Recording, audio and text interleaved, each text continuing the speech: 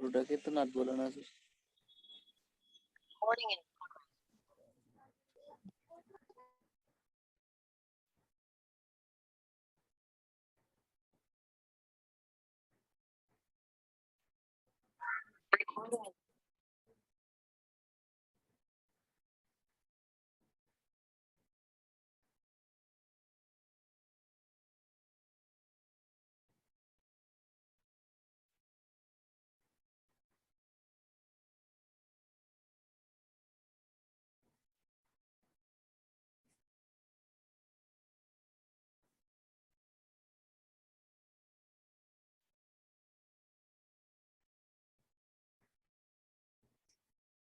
তো এইটা হচ্ছে নাট আর এটা হচ্ছে বোল্ট। তো এটাকে অনেক সময় এই পুরো কম্বিনেশনটাকে বলা হয় থ্রেডেড পার্সেনাল। তো এইটার কিছু বেসিক প্যারামিটার তোমাদেরকে একটু জানতে হবে কোনটাকে কি বলা হয়। তো এখানে দেখবা যে এটা মেইনলি ইউজ করা হয় হচ্ছে যে কয়েকটা মেম্বারকে একসাথে ধরে রাখার জন্য।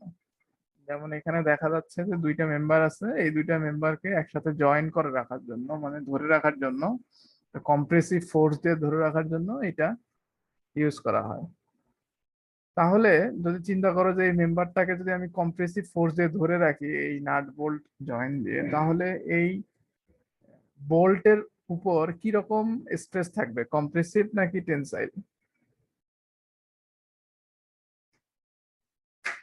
টেনসাইল। এখানে বোল্টের উপর টেনসাইল স্ট্রেস থাকবে বেসিক্যালি।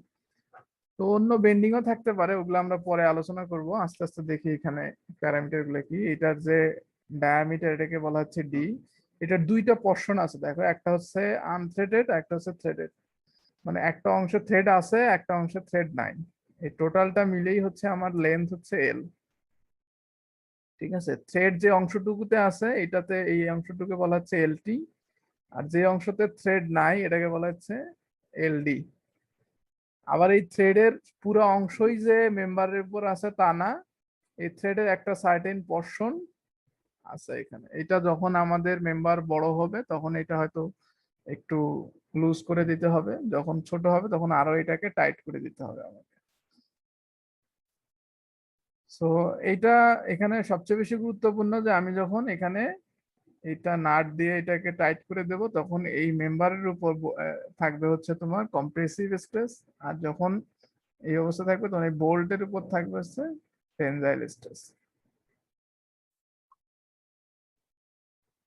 তো এখানে দেখো ওই যে কথাগুলো বললাম ওগুলাই হচ্ছে একটু জ্যামিতিক লেখা আছে। এলডি হচ্ছে এল মাইনাস এলটি।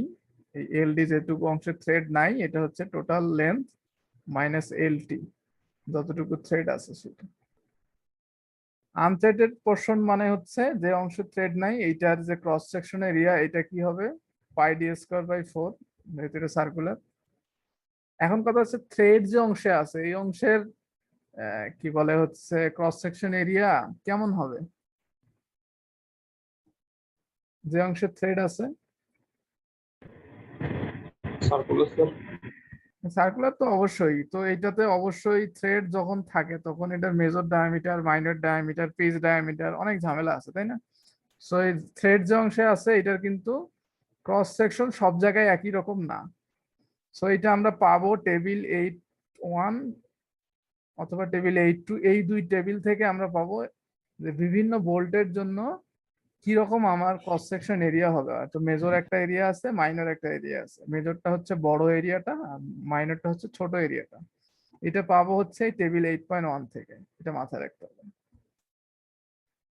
সো এখানে আমাদের এই টপিকটা হচ্ছে এখানে ফাংশনাল স্টিফনেস নিয়ে। তো স্টিফনেস জিনিসটা কি বলতে পারো, কি স্টিফনেস কি, কাকে বলা হয়? এর আগে বেশ কয়েক জায়গায় তোমাদের মেশিন ডিজাইনে দেখানো হয়েছিল। কাঠিন্যতা স্যার। কাঠিন্যতা, বা তোমরা এটা স্প্রিং এর ক্ষেত্রে সবচেয়ে বেশি পড়ছিলা। স্প্রিং এর ক্ষেত্রে স্টিফনেস বলতে বোঝানো হয়েছিল কি, force divided by force per unit length. Force per unit length increase করতে যতটুকু ফোর্স লাগে সেটা।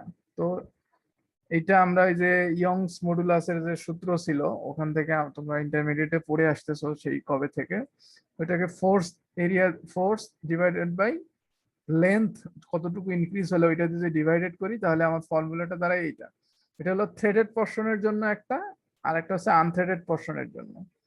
সো আমি যদি এই টোটাল এইটার খেয়াল করি, একটা অংশ হচ্ছে আনথ্রেডেড, যে অংশে থ্রেড নাই, এইটার স্টিফনেস বের করতে গেলে আমাকে কি করতে হবে, এইটার এরিয়া ইতে হচ্ছে elastic modulus divided by L. আবার যদি থ্রেডেড পোর্শনের ক্ষেত্রে বের করতে চাই তাহলে সেক্ষেত্রে কি করতে হবে, এইটা। এরপর যেহেতু এই দুইটা থ্রেডেড এবং আনথ্রেডেড পোর্শন দুইটা সিরিজে আছে, আমি যদি দুইটা স্প্রিং সিরিজে রাখি তাহলে এই দুইটার স্টিফনেস যদি বের করতে চাই তাহলে একটা ফর্মুলা আছে, এটা হলো এইটা। মনে পড়ে এরকম ফর্মুলা? যেহেতু থ্রেডেড এবং আনথ্রেডেড পোর্শন এখানে সিরিজে আছে, সিরিজে দুইটা স্প্রিং যদি আমি কল্পনা করি তাহলে এই দুইটার স্টিফনেসটা হয় এরকম 1/k1 প্লাস 1/k2, এটা ইনভার্স করে দিলে এই কেটা পেয়ে যাবো। কেটা হচ্ছে এখানে এই দুইটার কম্বাইন্ড যে, হ্যাঁ বলো, কেউ কিছু বললা? সো এই দুইটার কম্বাইন করলে আমি পেয়ে যাবো হচ্ছে কে।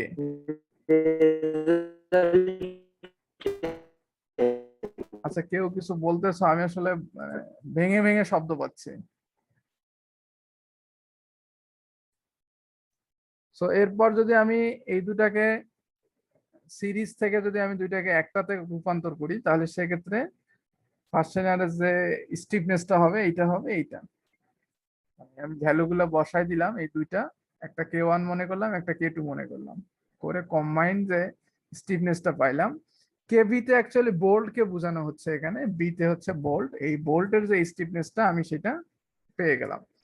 তার মানে আমি কতটুকু ফোর্স অ্যাপ্লাই করলে এইটা কতটুকু সম্প্রসারিত হবে এইটা আমি এই কেবি থেকে বের করতে পারবো। এই জন্য এই ডিজাইনটা করতে গেলে আমাকে স্টিফনেসটা বের করতে হবে। তো এখানে যেহেতু দুইটা পোর্শন, দুইটা পোর্শনে আলাদা আলাদা করে স্টিফনেস বের করে এরপর কম্বাইন করতে হবে। কোনো কোশ্চেন আছে এখানে এই স্লাইডে? একদম ইজি।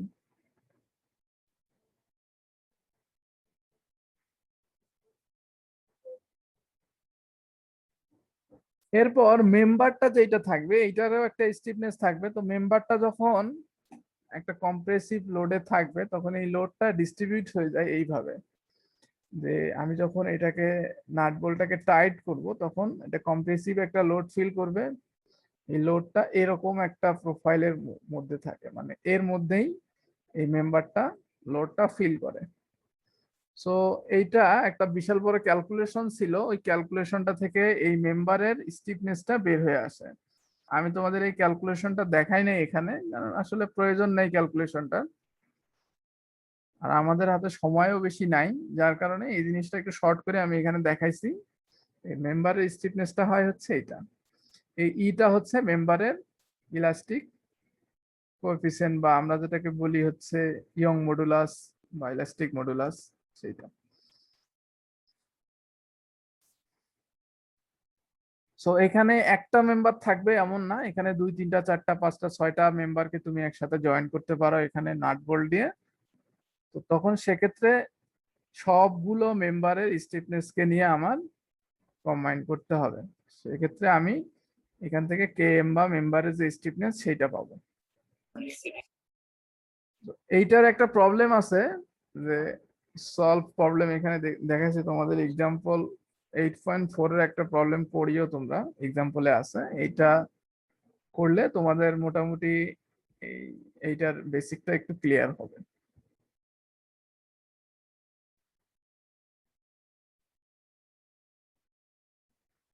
এরপর দেখো এখানে বলা হচ্ছে টেনশন জয়েন্ট এক্সটার্নাল লোড। একটা নাট বোল্ট এইরকম কনফিগারেশনে তোমাকে এখানে কি করা হচ্ছে, বোল্ট কি বলে হচ্ছে মেম্বারের উপর এক্সটার্নাল লোড দেওয়া হচ্ছে। এক্সটার্নাল লোডটা হচ্ছে পি। সো এরকম যদি আমি যদি একটা দুইটা মেম্বারকে জয়েন করে টেনশনে রাখি তাহলে সেক্ষেত্রে ফোর্স গুলো কেমন হবে এটা একটু আমরা দেখবো এখানে। এখানে পি বলা হচ্ছে যে এক্সটার্নাল যে টেনজাইল লোডটা দেওয়া হচ্ছে সেইটা, ঠিক আছে। এর একটা অংশ ক্যারি করবে হচ্ছে বোল্ট আর একটা অংশ মেম্বার, এই জন্য বলা হয়েছে portion of P taken by bolt, আর পিএম হচ্ছে portion of P taken by member. এখানে মেম্বার আছে এবং বোল্ট আছে, এই বোল্ট হচ্ছে এটা আর মেম্বার হচ্ছে এগুলো। মেম্বার গুলা কিছু অংশ ক্যারি করবে আর বোল্টটা কিছু অংশ ক্যারি করবে। আর এফ আইটা হচ্ছে প্রিলোড।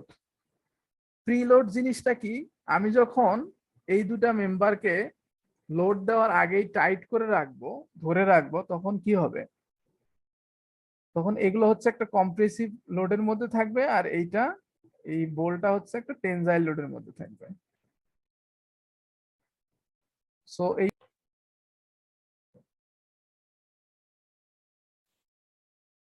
আমাকে শুনতে পাচ্ছ? আমি মনে হয় একটু ডিসকানেক্ট হয়ে গেছিলাম। কি মুসিবত।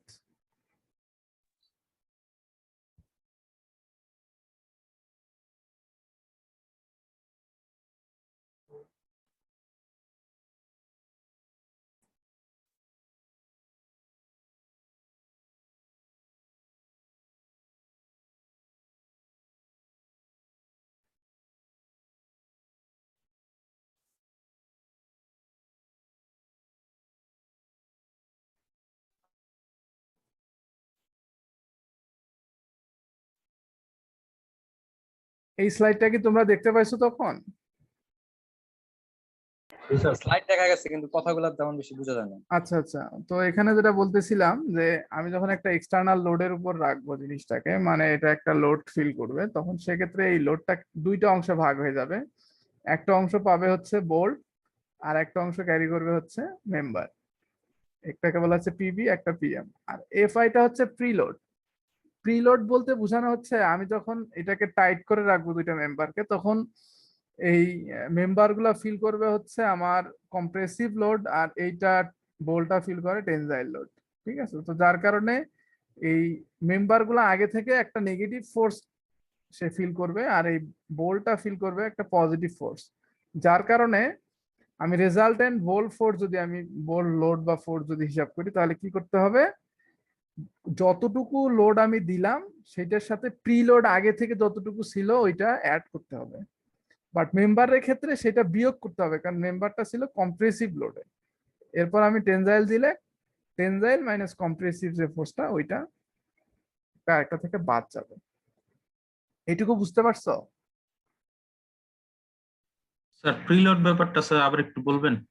হ্যাঁ, যদি আমি খেয়াল করে দেখো, ধরো আমি এক্সটার্নাল কোনো লোড দেই নেই, জাস্ট আমি টাইট করে রাখছি। চিন্তা করো আমি যদি টাইট করে রাখি এই জিনিসটাকে, এই দুটা মেম্বারকে আমি নাট বোল্ট দিয়ে টাইট করে রাখছি, তাহলে কি হবে বেসিক্যালি, এই মেম্বার গুলো একটা কম্প্রেসিভ লোড ফিল করবে না আগে থেকেই যখন এই দুটাকে টাইট করে রাখা হবে? আর এই নাটটা কি ফিল করবে, একটা টেনজাইল লোড ফিল করবে না? শুনতে পাচ্ছ আমি কি বললাম? জি স্যার। হ্যাঁ, তো যার কারণে কি হবে, আমি যখন ফার্দার এক্সটার্নাল আরেকটা লোড পি দিব, তাহলে ওইটা কি করবে, ওইটা এইটা টেনশনটাকে আরো বাড়াবে। বাট মেম্বারের যেহেতু আগে থেকে একটা কম্প্রেসিভ বা নেগেটিভ ফোর্স ছিল, তো যার কারণে ওইটা মেম্বারের ক্ষেত্রে বাদ যাবে আর বোল্টের ক্ষেত্রে যোগ হবে। বুঝতে পারছো?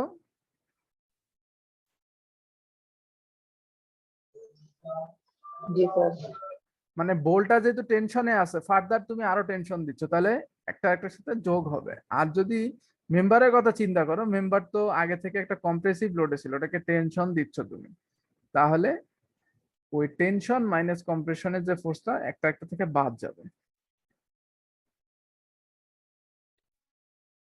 তো এরপর আসো, এই সি বলতে বোঝায় fraction of external load carried by P carried by bolt. Bolt কতটুকু অংশ ক্যারি করলো সেটা বের করার ফর্মুলা হচ্ছে এটা, এটা থিওরি থেকে বের হয়ে আসে, ছোট বইয়ে আছে। এটা হচ্ছে কেবি ডিভাইড বাই কেবি প্লাস কে। এখানে কেবি আমরা একটু আগে বের করা শিখছি, কেবি হচ্ছে বোল্টের স্টিফনেস আর কেএম হচ্ছে মেম্বারের স্টিফনেস। এরপর যদি আমি ডেল এর কথা বলি, ডেল হচ্ছে কতটুকু অংশ অ্যাকচুয়ালি আমার ডিফরমেশন, সরি ইয়া হইলো কি বলে হচ্ছে ডিফরমেশন হইলো, এটা বোল্টের ক্ষেত্রে যতটুকু হবে ঠিক ততটুকু কিন্তু মেম্বারের ক্ষেত্রেও হবে। কারণ আমি যখন এক্সটার্নাল লোড দিব তখন বোল্টটা যতটুকু ডিফর্ম করবে ঠিক ততটুকু কিন্তু মেম্বারটাও করবে, কারণ এই দুটো একসঙ্গে জয়েন্ট অবস্থায় আছে। এই জন্য ডেল দুইটার ক্ষেত্রে সেম, ফোর্স দুইটার ক্ষেত্রে আলাদা, স্টিফনেসও আলাদা, বাট ডেল কিন্তু দুইটার ক্ষেত্রেই একই হবে। কনসেপ্টটা বুঝতে পারছো?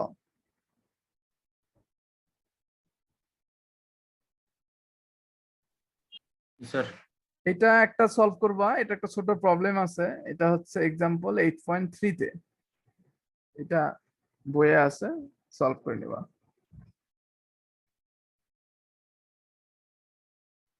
এরপর দেখো বিভিন্ন কনফিগারেশন এখানে দেখানো হচ্ছে যে আমার, আচ্ছা তোমরা রিভেটের নাম শুনছো আগে?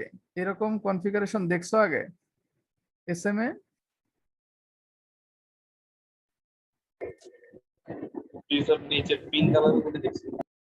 এটা মাথায় রাখবা, যখন হচ্ছে বোল্টের সঙ্গে নাট থাকবে তখন ওইটা পার্মানেন্ট জয়েন্ট না, বা বোল্টের সঙ্গে রিভেট করা থাকলে ওইটা মনে রাখবা যে ওইটা একটা আর একটা মানে এমন ভাবে জয়েন্ট দেওয়া আছে, এটা পার্মানেন্ট জয়েন্ট। ঠিক আছে, নাট বোল্টের জয়েন্টটা আমি খুলতে পারি কিন্তু রিভেটের জয়েন্টটা সহজে খুলতে পারি না, এটা একদম ফিক্সড করা থাকে। তো দেখো এখানে একটা ফিগারের মধ্যে সবকিছু দেখানো আছে, কোন ফিগারটা কি বোঝাচ্ছে। ফার্স্ট অফ অল আমি দেখাচ্ছি, এই যে এ ফিগারটা যেটা, এটা একটা রিভেট বোল্ট দিয়ে জয়েন করা আছে। এই জয়েন্টটা যদি আমি এইভাবে দুই দিক দিয়ে ফোর্স দেই তাহলে বেসিক্যালি এখানে শেয়ার লোড কাজ করবে। ঠিক আছে, তো আমি যখন দুই দিক দিয়ে এরকম লোড দেব তখন এই বোল্টের মধ্যে একটা শেয়ার স্ট্রেস কাজ করবে, কারণ এই ক্রস সেকশন এরিয়ার সাথে এই ফোর্সের ডিরেকশন হচ্ছে প্যারালাল।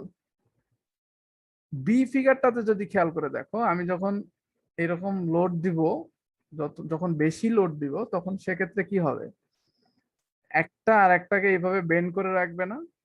তো এখানে অ্যাকচুয়ালি কিন্তু দেখো বেন্ড হয়েছে রিভেটের। এর পরেরটাতে দেখানো হয়েছে শেয়ার, এই যে শেয়ারের কারণে কিভাবে ফেল হতে পারে, যদি শেয়ারের কারণে ফেল হয় তাহলে এরকম হবে। এরপর ডি তে দেখো, এটাকে যদি আমি একটু আরেকটু সাইড থেকে না দেখে যদি ফ্রন্ট ভিউ আকারে দেখি তাহলে দেখো এটা টেনশনের কারণে ফেল করছে। এই যে এখানে বলটা ছিল রিভেট করা, আমি এটা টেনশনের কারণে যখন ফেল করাবো তখন ফেল হবে মেইনলি এই জায়গাটা, কারণ এই জায়গায় ক্রস সেকশন এরিয়া কম। এই চারটা ফিগার বুঝতে পারছো, উপরের চারটা?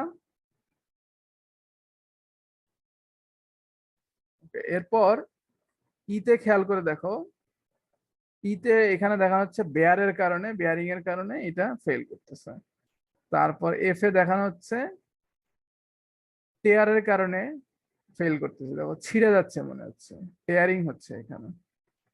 আর এটাও টিয়ারিং এর দেখানো হচ্ছে, বাট এটা টিয়ারিং হচ্ছে টেনজাইল টিয়ারিং, এটা হচ্ছে শেয়ার আর এটা হচ্ছে টেনজাইল। এগুলো কিছু কন্ডিশন যে এরকম করে ফেল করার চান্স আছে। তো তুমি যদি কোনো একটা এরকম সিচুয়েশনে তোমাকে বলা হয় যে এইরকম ফেল করছে, তুমি বলো এটা কি কারণে ফেল করছে। তো তোমাকে এরকম ফিগার গুলোর সাথে মিলাই মাথায় চিন্তা করতে হবে যে এটা টেয়ারে করলো নাকি বেয়ারে করলো নাকি টেনশনে করলো নাকি বেন্ডিং এ করলো, এটা দেখে বুঝতে হবে।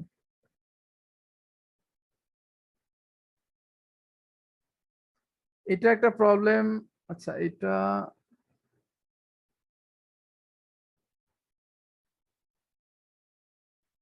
একটা প্রবলেম আছে 8.6, যা সিম্পল ফর্মুলা দিয়ে তোমরা এরকম প্রবলেম হয়তো এসএমএ করছিলা। প্রবলেম 8.6 এটা একটু দেখে নাও। এরপর আসো এক্সেন্ট্রিক লোডিং যখন থাকবে। এক্সেন্ট্রিক মানে হচ্ছে, দেখো এখানে একটা কনফিগারেশন দেখানো হচ্ছে যেটাতে একটা ক্যান্টিলিভার বিমের মতো একটা মেম্বার আছে, আমি এটাকে কি করছি, চারটা নাট বোল্ট দিয়ে জয়েন করে রাখছি এবং এখানে যে ফোর্সটা দিচ্ছি এটা হচ্ছে 16 কিলো নিউটন। তো অ্যাকচুয়ালি নাটের উপর কিন্তু ডিরেক্ট ফোর্স না, এটা এটা একটা সার্টেন ডিস্টেন্স পর এখান থেকে ধরো এই সেন্টার থেকে 75, 50, 300 এই ডিস্টেন্স পর আমি একটা ফোর্স দিচ্ছি, ফোর্সটা হচ্ছে 16 কিলো নিউটন। যদিও ডিরেক্ট নাট বোল্টের উপর দেওয়া হয় নাই, তারপরে যদি কখনো ফেইল করে তখন এই ফোর্সের কারণেই ফেল করবে।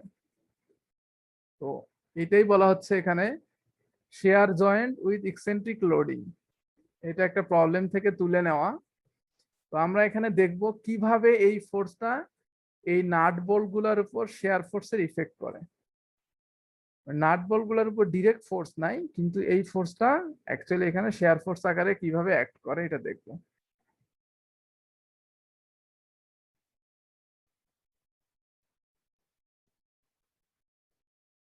আচ্ছা, এক এক করে আসি। ফার্স্ট অফ অল, যদি তোমরা চিন্তা করো একটু, একটা ধরো ক্যান্টিলিভার বিম বলো, যে কোনো বিমই বলো, তো বিমের ক্ষেত্রে যদি আমরা ডায়াগ্রাম গুলো আঁকাই, কি কি আঁকাইতাম? ফার্স্ট অফ অল আঁকাইতাম শেয়ার ফোর্স ডায়াগ্রাম, আর একটা হচ্ছে মোমেন্ট ডায়াগ্রাম। তো শেয়ার ফোর্স ডায়াগ্রাম যখন আঁকাইতাম ওখানে শেয়ার ফোর্সটা আমরা কাউন্ট করতাম। ঠিক সিমিলারলি এখানেও এই যে ফোর্সটা এফ আছে 16 কিলো নিউটন, এই 16 কিলো নিউটন ডিরেক্ট যদি এই বোল্ট গুলোর উপর আমি চিন্তা করি, তাহলে এই শেয়ার ফোর্সটা হবে প্রাইমারি শেয়ার লোড। আমার কথা কি বুঝতে পারছো? কেউ কোনো রেসপন্স করে না কেন?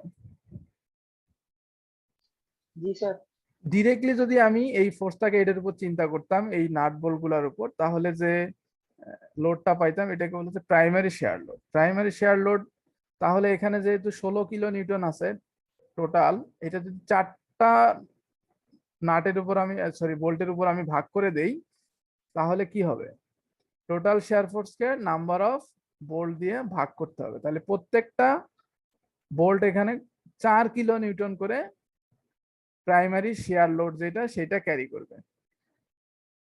ঠিক আছে, প্রত্যেকটা বোল্ট এখানে 4 কিলো নিউটন করে শেয়ার ফোর্স ক্যারি করবে। এটা হচ্ছে প্রাইমারি শেয়ার লোড।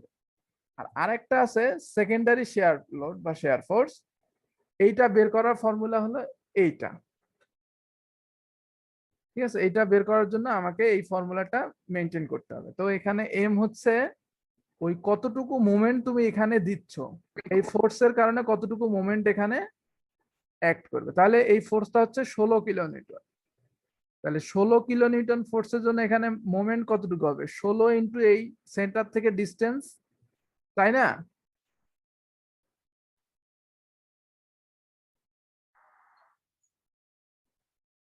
রেসপন্স করো। জি স্যার। জি স্যার। এমনি বলতেছো নাকি কিছু বুঝতেছো? আসলে এগুলো অনলাইনে ক্লাস নিয়ে বোঝানোর মতো জিনিস না। আমি যদি এখানে ফোর্স দেই তাহলে এটা একটা মোমেন্ট ফিল করবে এখানে, তো সেই মোমেন্টটা হবে হচ্ছে এম। সেই মোমেন্টটা হলো এই 16 ইন্টু এই ডিস্টেন্সটা। ঠিক আছে, তাহলে এইটা যদি এই পাশে ফোর্স দেওয়া হয়, তাহলে এখানে কি ক্লকওয়াইজ মোমেন্ট থাকবে নাকি অ্যান্টি ক্লকওয়াইজ মোমেন্ট থাকবে? Anti clock.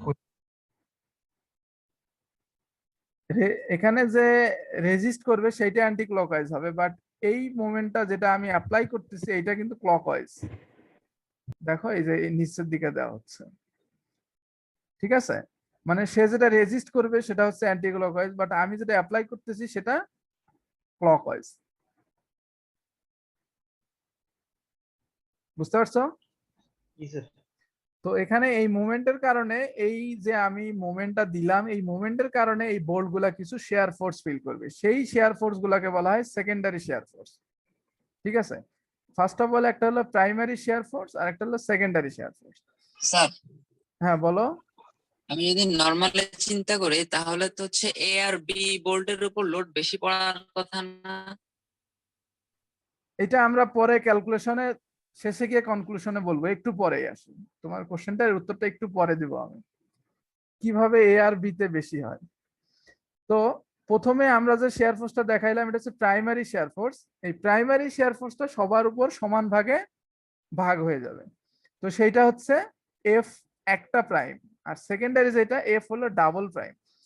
তাহলে খেয়াল করে দেখো, সি পয়েন্টের যে বলটা ছিল ওইটাতে হচ্ছে এফ প্রাইম সি, বি তে যেটা ছিল সেটা হলো এফ প্রাইম বি, এ তে যেটা ছিল এফ প্রাইম এ, ডি তে যেটা ছিল এফ প্রাইম ডি।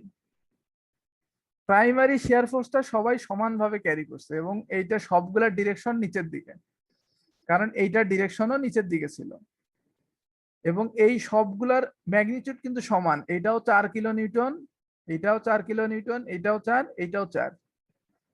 ঠিক আছে, প্রাইমারিটা সবার উপর ইকুয়ালি ডিস্ট্রিবিউটেড হয়ে যাবে। এই জন্য দেখো প্রাইমারি গুলো সবার কাছে সমান। এরপর আসো সেকেন্ডারি, যেটা সেকেন্ডারিটা ডিপেন্ড করতেছে মোমেন্টের উপর। ঠিক আছে, এখন এই মোমেন্টটা যেহেতু আমি এখানে অ্যাপ্লাই করতেছি ক্লকওয়াইজ, তাহলে এই সবগুলোর উপর একটা ক্লকওয়াইজ শেয়ার ফোর্স থাকবে। সেটা কি রকম? সেটা সেন্টার থেকে আমি যদি এইটার উপর একটা জয়েন্ট লাইন টানি, সেন্টার থেকে এই বি পয়েন্টে দেখো, তাহলে এইটার পারপেন্ডিকুলারে যেটা ফোর্স থাকবে এইটা হচ্ছে সেকেন্ডারি শেয়ার ফোর্স। তাহলে এই সেকেন্ডারি শেয়ার ফোর্স কিসের কারণে আসছে? এই মোমেন্টের কারণে আসছে। আমরা যে এখানে ফোর্স দিচ্ছি এই ফোর্সের মোমেন্টের কারণে। তাহলে সিমিলারলি এ পয়েন্টেও সেরকম হবে। তাহলে ও থেকে এ কানেক্ট করে এটা একটা পারপেন্ডিকুলার লাইন টানবো, এই যে এইটা একটা পারপেন্ডিকুলার, তাহলে এটা হচ্ছে এখানে secondary share force. Similarly D তে, ও থেকে আমি ডি তে একটা লাইন টানলাম, এরপর এটার পারপেন্ডিকুলার, আবার সি তে আবার সেটা একটা পারপেন্ডিকুলার। তাহলে সবগুলা পয়েন্টে যদি আমি এইভাবে আঁকাই তাহলে একটা পাবো প্রাইমারি শেয়ার ফোর্স, একটা পাবো সেকেন্ডারি। এখানেও ঠিক সিমিলারলি একটা হলো প্রাইমারি, একটা হলো সেকেন্ডারি। এখানেও এই যে একটা প্রাইমারি একটা সেকেন্ডারি। তাহলে প্রাইমারি যেটা এটা সবারই কিন্তু ম্যাগনিটিউডও সেম, ডিরেকশনও সেম, বাট সেকেন্ডারি যেটা এটা কিন্তু ম্যাগনিটিউড এবং ডিরেকশন ডিপেন্ড করতেছে এই ফর্মুলার উপর। ম্যাগনিটিউড তো এই ফর্মুলার উপর, আর ডিরেকশন হচ্ছে এই পারপেন্ডিকুলার লাইনের আবার পারপেন্ডিকুলার, মানে এই জয়েন্ট লাইনের পারপেন্ডিকুলার। স্যার হ্যাঁ বলো। এই জায়গায় 4টা বোল্টের বদলে 2টা বোল্ট থাকলে স্যার ডিরেকশন গুলো কেমন হইতো? ধরো যদি ধরো এ সি আর বি থাকলো আর বাকি 2টা থাকলো না, সি আর বি, বি। সি আর বি যদি থাকতো তাহলে এইটার সেন্টারটা কোথায় হতো? এখানে হতো না? জি স্যার। তখন তখন এটা সেন্টারটা হতো এখানে। তাহলে এটার পারপেন্ডিকুলার আমি যদি জয়েন করতাম, জয়েন করে পারপেন্ডিকুলার লাইন টানতাম, তখন এইটাই হতো না, এই এই ডিরেকশনটাই হতো সেকেন্ডারি ফোর্সের ডিরেকশন। প্রাইমারি ডিরেকশনও ওইটা হতো, সেকেন্ডারি ডিরেকশনও ওইটা হতো। স্যার বুঝতে পারছো? বিটা যদি স্যার একটু নিচে হইতো তাহলে? বিটা একটু নিচে বলতে ধরো এখানে হতো, ধরো যে এ আর সি আছে, বি আর ডি নাই, শুধু এ আর সি আছে। ঠিক আছে, যদি এরকম হতো তাহলে কি হতো? এই দুটাকে জয়েন করে দিতাম, দিয়ে এর মিডলটা হতো কি সেন্ট্রয়েড। কেমন? তখন অ্যাকচুয়ালি এখন যেরকম আছে সেরকমই হতো না? না স্যার, যদি এ বি সি ডি সবগুলাই থাকতো আর বিটা যদি সামান্য একটু নিচে নামাই দিতাম 60 না করে তাহলে 50 করে দিলে? না, ওভাবে থাকবে না। ওভাবে থাকলে তোমার সেন্ট্রয়েডটা বের করতে সমস্যা হয়ে যাবে, তখন আবার ওই যে স্ট্যাটিক্সে যেতে হবে। তো এখানে এমন ভাবে থাকবে যে তোমার সেন্ট্রয়েডটা হয় মিডলে থাকবে অথবা এমন জায়গায় থাকবে যে তুমি জানো, মানে সিমেট্রিক হইতে হবে আর কি সিমেট্রিক concept। থাকবে। হ্যাঁ, এমন বি আর সি স্যার যদি মোট থাকে, কথা হলো মোমেন্টটা সবসময় সেন্ট্রয়েডে থাকবে নাকি? হ্যাঁ মোমেন্টটা সেন্ট্রয়েডে থাকবে, এটা মাথায় রাখবে। আর সেন্ট্রয়েডটা তোমরা বের করতে পারবা, মানে এমন ভাবে থাকবে না যেটা একদম ডিফিকাল্ট বের করা। যেমন এখানে দেখো এটা একটা চতুর্ভুজ, তাই না? এই চতুর্ভুজের সেন্টারটা কোন জায়গায়? কর্ণগুলা যে জায়গায় সেট করবে সেই জায়গায়। এটা একটা সার্কুলার ইয়া দিয়েও আমি দিতে পারি, একটা ধরো সার্কেল দিয়ে দিয়ে বললাম এর মিডল, তাহলে মিডলটা হবে তখন সেন্ট্রয়েড। সো এইটা টেনশন করার দরকার নেই যে আমি সেন্ট্রয়েড বের করতে পারবো না, সেন্ট্রয়েডটা বের করতে হবে। তোমাকে এখন কি করতে হবে? ওই সেন্ট্রয়েড থেকে এই পয়েন্টটা অ্যাড করে দিতে হবে, দিয়ে পারপেন্ডিকুলার লাইন নিতে হবে, সেইটা হবে হচ্ছে তোমার সেকেন্ডারি শেয়ার ফোর্সের ডিরেকশন। এখন তোমরা বলতে পারো এটা এই দিকে কেন হলো? এটা তো এই দিকে হতে পারতো। ওই যে বললাম আগেই এটা হচ্ছে ক্লকওয়াইজ, তো যার কারণে এই দেখো ক্লকওয়াইজ, সবগুলাই ক্লকওয়াইজ।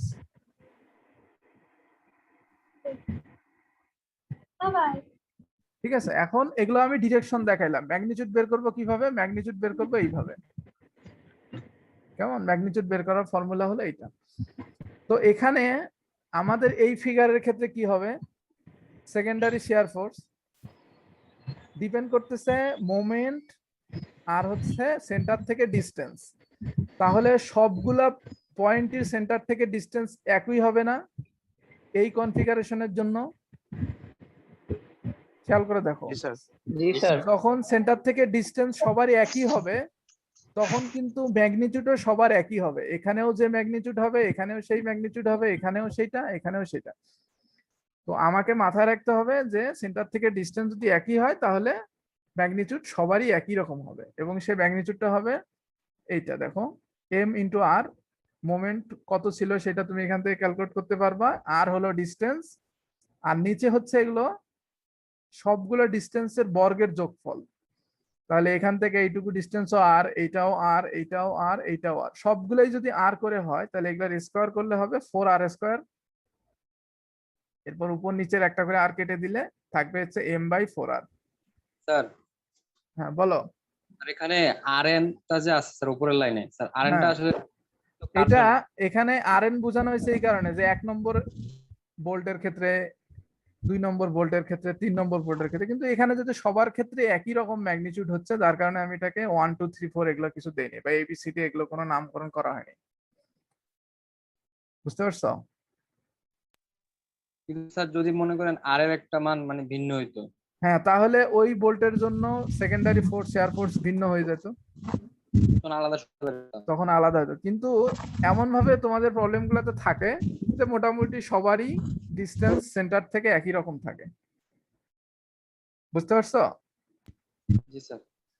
এখন আসি, এগুলো তো প্রাইমারি এবং সেকেন্ডারি আমি পেয়ে গেলাম, কিন্তু এগুলো তো সবগুলো আলাদা আলাদা লাইনের উপর। এগুলোকে রেজাল্টেন্ট করতে গেলে বা লব্ধি করতে গেলে কি করতে হবে?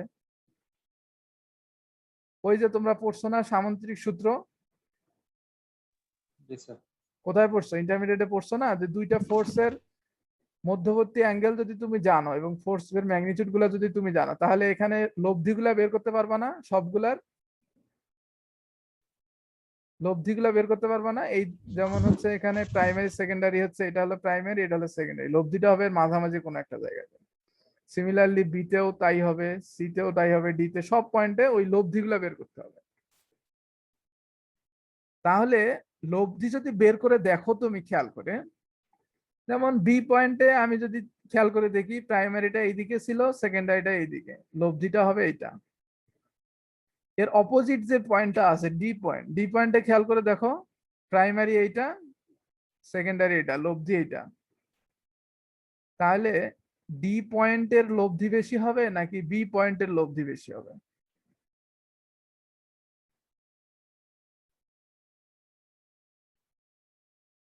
Sir B point. অবশ্যই বি পয়েন্ট, এখানে বোঝা যাচ্ছে, কারণ হচ্ছে এখানে যে সামুদ্রিকটা হয়েছে এটা দুইটার মধ্যবর্তী কোণ 90 ডিগ্রির চাইতে ছোট, এখানে দেখো 90 ডিগ্রির চেয়ে বড়, এখানে লব্ধিটা কিন্তু কম, এখানে লব্ধিটা বেশি। এই বি আর এ কিন্তু সিমেট্রিক, সো বি তে যে লব্ধি হবে। স্যার আবার একটু বোঝার। আচ্ছা আবার দেখো, এখানে আমি বলতেছি প্রাইমারি এবং সেকেন্ডারি ফোর্সের লব্ধিটা আমাকে বের করতে হবে, কারণ দুইটাই তো শেয়ার ফোর্স, আমাকে লব্ধিটা নিতে হবে। সো লব্ধিটা যদি আমি নেই তাহলে সেটা ক্যালকুলেশন করতে হবে সামন্ত্রিক সূত্র দিয়ে। সামন্ত্রিক সূত্র কোথায় শিখছো তুমি? ইন্টারমিডিয়েটে শিখছো, সো এটা আমি আর বলবো না। কি ছিল? দুইটা ফোর্স পি কিউ যদি থাকতো তাহলে সেক্ষেত্রে পি কিউ ফোর্সের লব্ধি কি হতো? P square plus Q square plus 2p Q cos alpha.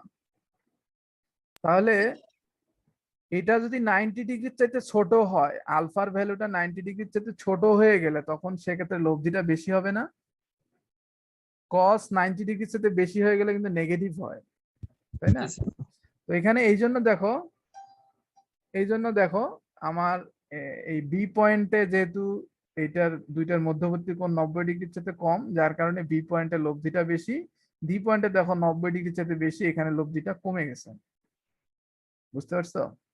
Sir তো আমি আলটিমেটলি এখান থেকে যেটা তোমাকে কনক্লুশন দাঁড় করাচ্ছি সেটা হচ্ছে, দেখো এই বি তে যে একই রকম ফোর্স গুলো একই রকম, জাস্ট ডিরেকশন আলাদা হওয়ার কারণে বি তে টোটাল লব্ধি যেটা হলো সেটা বেশি ডি এর তুলনায়। এখন বি আর এ কিন্তু আবার সিমেট্রিক, সো বি যদি আমি বের করতে পারি এও বের করতে পারবো, বি যেটা হবে এও সেটা হবে, আবার ডি যেটা হবে সেটা সি হবে। তাহলে আমি যেটা ক্যালকুলেশন করি ক্যালকুলেশন করলে এরকম আসে যে এ তে আসে এরকম আর সি তে ডি তে আসে এরকম। তাহলে দেখো খেয়াল করে এ এবং বি তে কিন্তু বেশি। একজন কে জানি কোশ্চেন করছিল স্যার এখানে তো এই সাইডে আসলে শেয়ার ফোর্স বেশি পড়বে, আসলেই তাই। এই সাইডে যে সাইডটা হচ্ছে ফোর্সের কাছাকাছি থাকে সেই সাইডটাতে দেখো এখানে এ এবং বি পয়েন্টে শেয়ার ফোর্সটা বেশি হচ্ছে। তো নাট যদি কখনো ফেল করে তাহলে এই কনফিগারেশনের জন্য কোথায় ফেল করবে? হয় বি এ অথবা বি তে ফেল করবে, এ হয় এ নয়তো বি, এই দুটোর মধ্যে। কারণ এই দুটা বেশি শেয়ার ফোর্স ক্যারি করতেছে এগুলোর তুলনায়। ওকে, একটা ফোন জি আসছে স্যার। আমি রিসিভ করিনি, তোমরা একটু এইটুকু জায়গা দেখো, আমি একটা ফোন আসছে তো রিসিভ করি।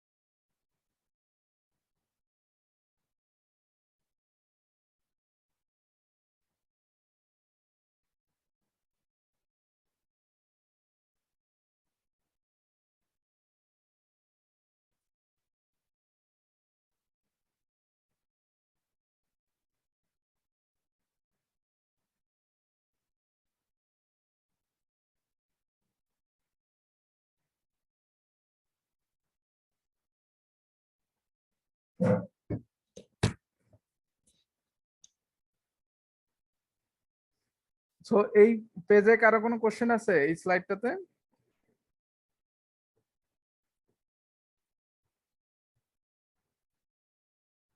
হ্যালো, না স্যার। ওকে। তাহলে আমরা এখান থেকে যে কনক্লুশনটা পাইলাম, এরকম সিমেট্রিক হইলে যদি দুইটা পয়েন্টে লব্ধি বের করি, রেজাল্টেন্ট বের করি, তাহলে অটোমেটিক বাকি দুইটা পয়েন্টে বের হয়ে যায়। এখন তোমাদের এগুলো বের করাই হচ্ছে আসল কাজ। এটার একটা ম্যাথ আছে, যে ম্যাথটা থেকে আমি কাটছি এইটা, সেটা হলো এই ম্যাথটা। তো এখানে দেখো ওইটাই বলা আছে, এরকম একটা ইয়ার জন্য, সাপোর্টের জন্য আমার এখানে বলা আছে the resultant load on each bolt. প্রত্যেকটা বোল্টের ক্ষেত্রে কি পরিমাণ লোড ছিল রেজাল্টেন্ট সেটা ক্যালকুলেশন করতে বলছে। Maximum shear stress in each bolt, প্রত্যেকটা বোল্টে ম্যাক্সিমাম কতটুকু শেয়ার স্ট্রেস ক্যারি করতেছে সেটা বের করতে বলছে। তারপর ম্যাক্সিমাম বেয়ারিং স্ট্রেস, প্রত্যেকটা কি পরিমাণ স্ট্রেস বেয়ার করতেছে, বেয়ারিং স্ট্রেস যেটা সেটা বের করতে হবে।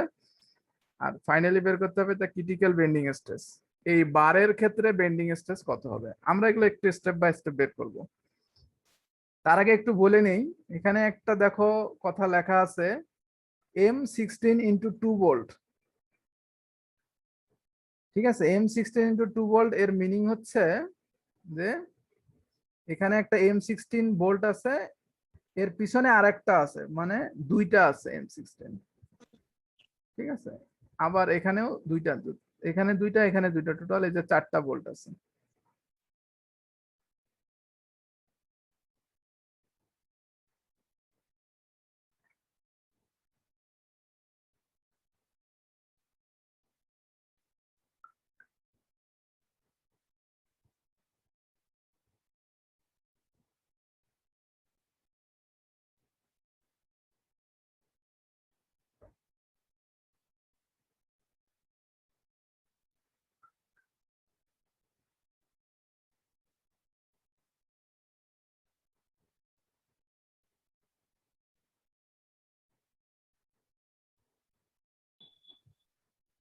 সো এবার আমরা একটা একটা করে বের করি resultant load in each bolt. Resultant load আমরা একটু আগে যে স্লাইডটা ক্যালকুলেশন করছি, এ এবং বি তে একই রকম লোড ছিল, এটা 21 কিলো নিউটন।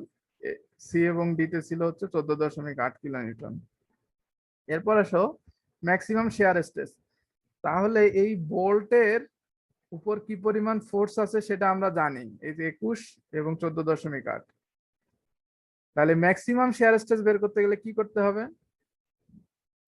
সেই ফোর্সটাকে এই বোল্টের ক্রস সেকশন এরিয়া দিয়ে মাল্টিপ্লাই করতে হবে। নাকি ডিভাইডেড করতে হবে? ভাগ করতে হবে। সো এই force divided by cross section area, ঠিক আছে? কার ক্রস সেকশন এরিয়া? এই বোল্টের ক্রস সেকশন এরিয়া। তাহলে বোল্টের দুই ধরনের এরিয়া আছে, একটা হলো মেজর এরিয়া, একটা হচ্ছে মাইনর এরিয়া। তো আমরা এখানে যেটা করব সেটা হচ্ছে টেবিল 8.1 এ যাব, ওখানে এই যে M16 নামে যে বোল্টটা আছে এটার মেজর এরিয়া মাইনর এরিয়ার একটা লিস্ট দেয়া আছে। সো টেবিল 8.1 থেকে আমি সেই ক্রস সেকশন এরিয়াটা নেব, মিনিমাম যেটা। সো এটা নেওয়ার পর এটাতে ভাগ করে দেব। এখন 21 কেন নেওয়া হলো? কারণ 21টা হচ্ছে এখানে ম্যাক্সিমাম, 14.8 এগুলো মিনিমাম, তো এগুলো না নিয়ে আমরা এই পাশের বোল্ট গুলা নিলাম। So force divided by cross section area. এরপর বলছে ম্যাক্সিমাম বেয়ারিং স্ট্রেস। স্যার এখানে মাইনাস কেন হবে স্যার? এটা আসলে মাইনাস প্লাস কোনো ব্যাপার না, শেয়ারের ক্ষেত্রে এটা কোনো ব্যাপার না। ক্লকওয়াইজ ছিল তো এই জন্য ইয়া করে দিচ্ছে, এটা কোনো ব্যাপার না। তুমি এখানে দেখো এটা বই থেকে নেওয়া, এরা মাইনাস করে দিছে আবার এখানে প্লাস করে দিছে। তো শেয়ারের ক্ষেত্রে এটা কোনো ব্যাপার না, তুমি প্লাস দিয়েও লিখতে পারো মাইনাস দিয়েও লিখতে পারো। সো এই ঝামেলা না করে তোমরা সব প্লাস দিয়ে লিখবা, কেমন?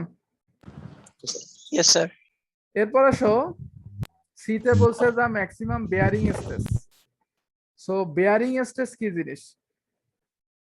বেয়ারিং স্ট্রেস আমরা কিভাবে বের করি? দেখো বেয়ারিং স্ট্রেস বের করার জন্য আমাকে বুঝতে হবে first of all bearing area. So এখানে দেখো এই যে মেম্বারটা ছিল, এখানে দুইটা মেম্বারকে আমরা কানেক্ট করছিলাম, একটা হচ্ছে থিকনেস বড়, একটা হলো 15 আর একটা হলো 10।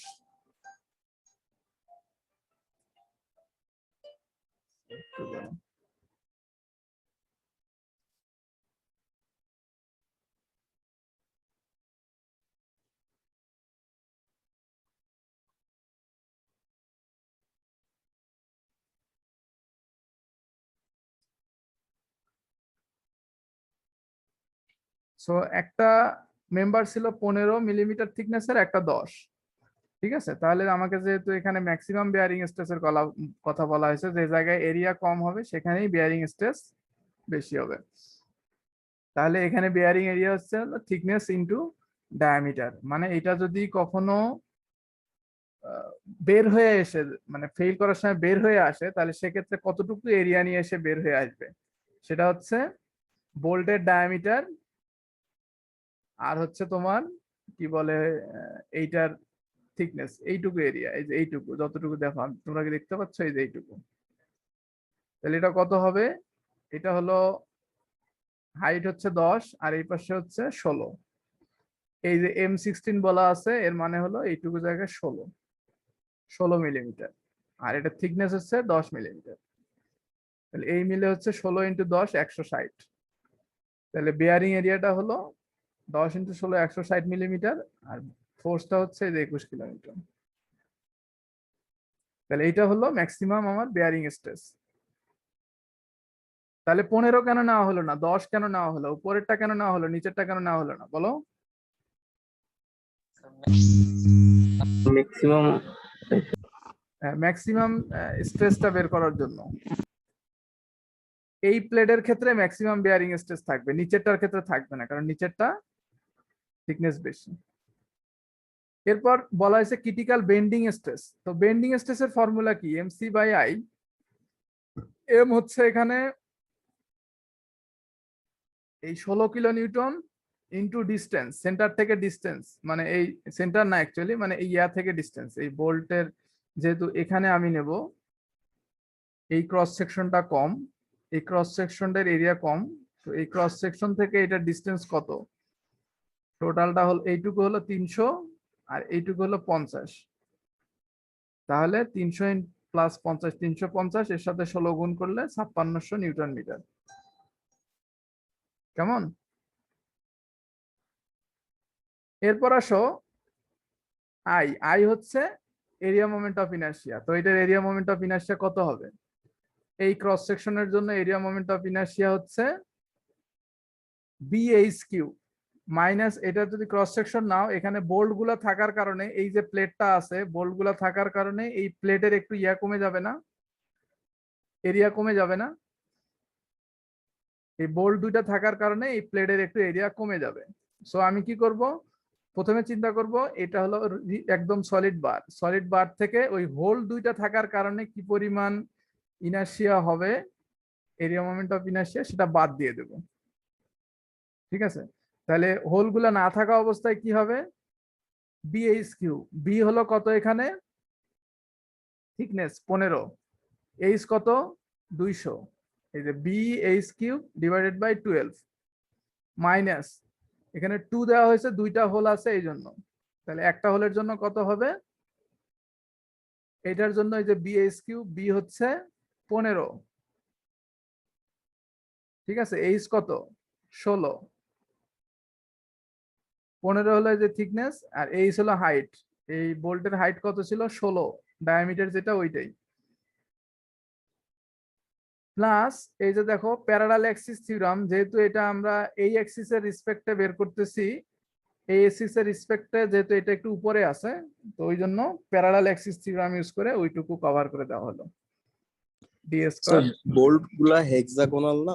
না না, বোল্ট হেক্সাগোনাল উপর থেকে হলেও এটা সার্কুলার না, এখানে সার্কুলার না, মানে এটা দেখা যাচ্ছে না, এই যে এটা সার্কুলার না, মানে ছিদ্রটা সার্কুলার কিনা সেটা বলো। জি স্যার, জি স্যার।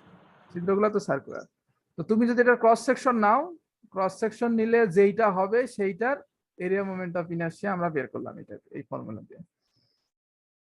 এখন আমরা তো এই জায়গাতেও নিতে পারতাম, কেন এই জায়গাতে নিলাম, কারণ এই জায়গাতে নেওয়ার কারণ হলো এই জায়গায় এরিয়া কম, যে জায়গায় এরিয়া কম হবে সেই জায়গায় আইটা কম হবে, আই যদি কম হয় তাহলে সিগমা বেশি হবে।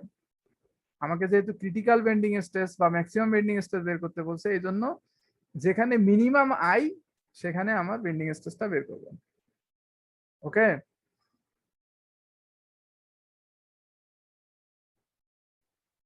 একটা ফোন আসছে, আমি একটু রিসিভ করি।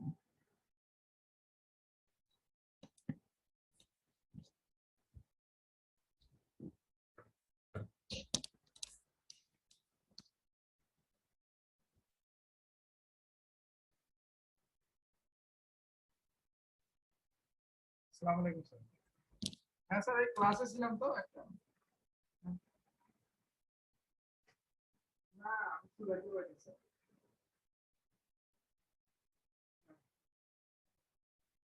হ্যাঁ হ্যাঁ, তিনজন।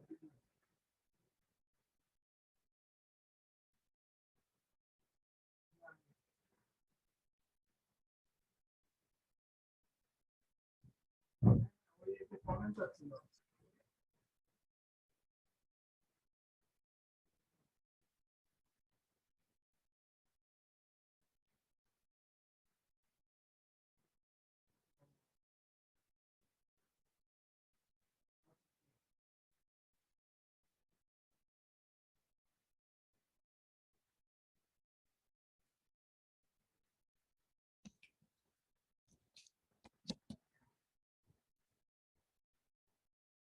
সো তোমাদের কোনো কোশ্চেন আছে এই স্লাইডের বা এই অঙ্কের উপর?